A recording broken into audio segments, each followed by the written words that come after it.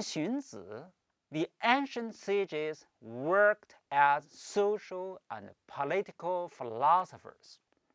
Their insights were pretty much close to those of Moses' ancient sages. They understood that their own intolerable wretchedness and insecurity, and that of all other humans, would never be overcome until external constraints were imposed on the pursuit of the limitless desires.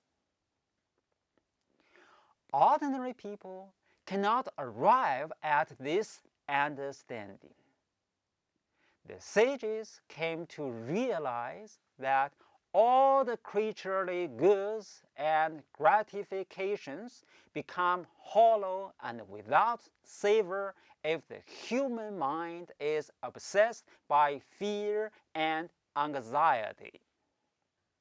However, the desires cannot be made few, so a choice must be made between a greater gratification for the strong and a restricted gratification for all men, but in circumstances of security. The sages realized the need of seeking what is feasible in terms of the available priorities. Quote,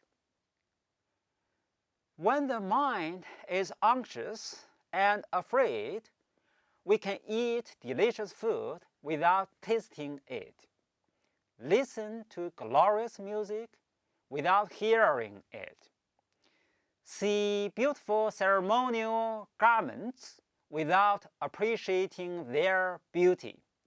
End quote. The ancient sages recognized that the only way to curb the boundless desires and confine them within proper limits was to create and impose a system of rules of behavior, laws, and institutions, 礼义法度. The 礼 embraces all the status and roles of familial and political order, as well as all the prescriptions of behavior embedded in these institutions.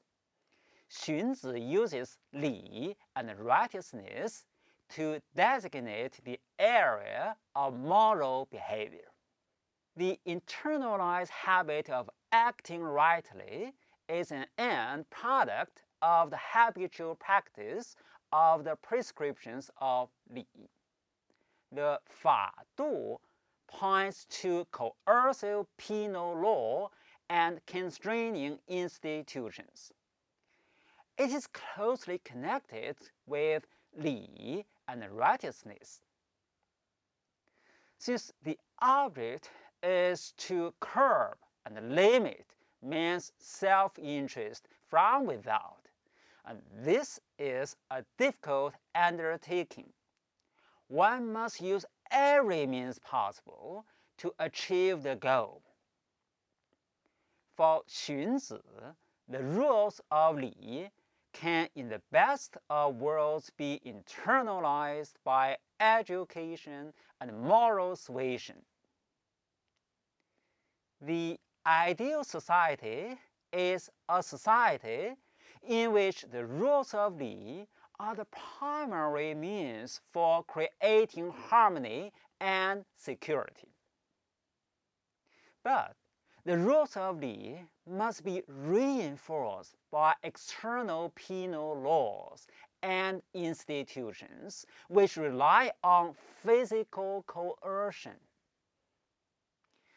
Like Confucius and Mencius, 荀子 assumes the need for hierarchy and authority. The good order can be inaugurated and maintained by a vanguard elite. While most men share with the sages a mind with the bare capacity for understanding, the fact is that the vast majority seem incapable of exerting these capacities. However, they are made to realize that if security and peace are to be won, there must be a clear division of social labor. This clear division, as in the family, involves a differentiated allotment of power, authority, access to material goods, and ritual roles. To Xunzi, the ongoing quality of the vanguard elite remains crucial from beginning to end. The good social order was not only inaugurated by sages to the extent that it is based on li and righteousness, it must continue to be based on the qualities of the elite. Li is a kind of law which can be actualized in society only by men who are able to actualize it in their own personal lives. The legalists insist on the notion of a social political system which runs itself. But Xunzi, as a Confucianist, resists this legalist notion.